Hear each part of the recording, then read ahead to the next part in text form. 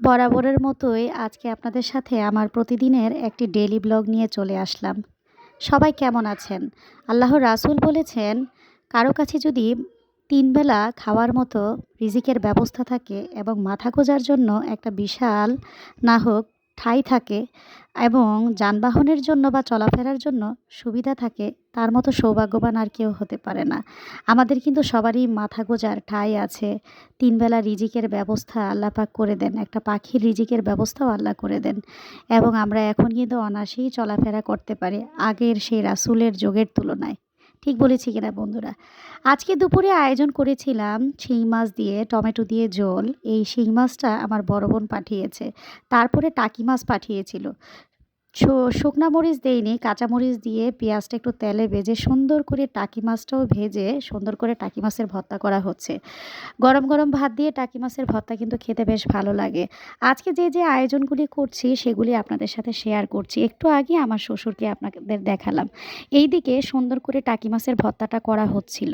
তো ভর্তাটা করার পরে চিন্তা করলাম, যেহেতু মাছটা ভেজে করা হচ্ছে, সেই ক্ষেত্রে যদি একটু হাম্বুল দিস্তা দিয়ে একটু সুন্দর করে একটু থেতোপুতো করে নেই তাহলে খেতে ভালো লাগবে। এজন্য হাতে একটু করে তারপরে আবার একটু ভর্তাটাকে সুন্দর করে মেরিনেট করার জন্য একটা হাম্বুল দিস্তায় সুন্দর করে থেতোপুতো করে নিচ্ছি, যাতে এটা মিশ্রণটা ভালোভাবে মিক্স হয় এবং খেতে যেন সুস্বাদু লাগে। টাকি মাছের ভর্তা কার কার খেতে ভালো লাগে কমেন্টসে জানাবেন। তো বন্ধুরা, এখন কিন্তু শীতকালে দিন ছোট হয়ে যাচ্ছে এবং শীতের তীব্রতা এবং প্রকোপটা কিন্তু মোটামুটি তুলনামূলক কমেই যাচ্ছে।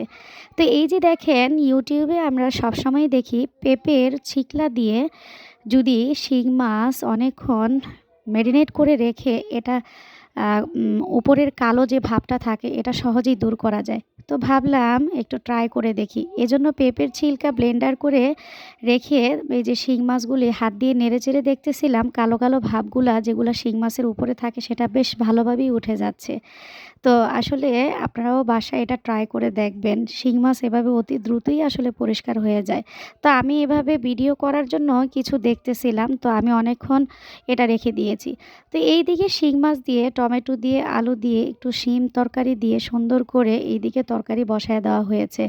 এই যে তরকারিটা কষানো হয়ে গিয়েছে, আসলে এই শীতকালে শিং মাছ, তারপরে হচ্ছে কই মাছ, বিভিন্ন ধরনের জিওল মাছ একটু টমেটো, একটু সিম, ফুলকপি, আলু দিয়ে রান্না করলে খেতে কিন্তু খারাপ লাগে না, বেশ ভালোই লাগে।